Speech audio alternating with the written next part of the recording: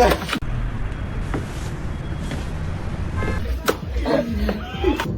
بریم برای آنباکس بعدی لبوبو با آقا مصطفی.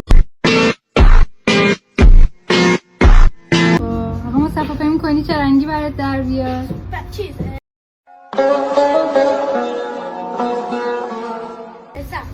سبز. انتخاب کن.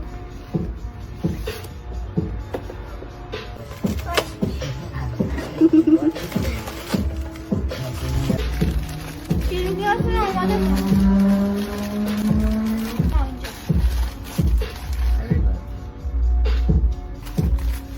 چه رنگیه؟ این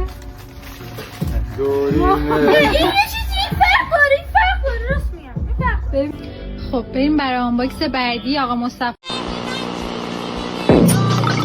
یه صورتی اول براش در اومد، میخواد یکی دیگرم آنباکس کنه.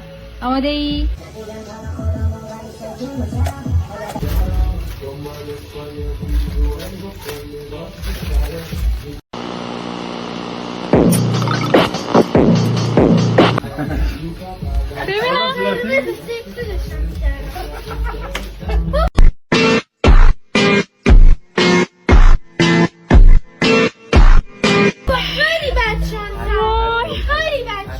در بار دومم صورتی.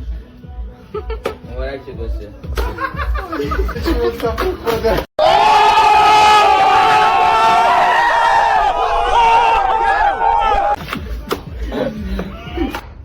خب بریم برای سومی، بازم صورتی در اومد.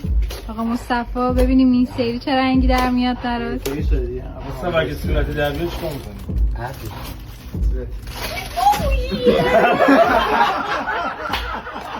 صورتیه؟ خب بازش کن.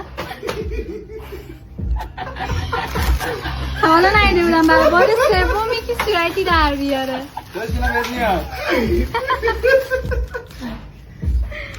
سه تا صورتی. آقا مصطفی بچه‌ان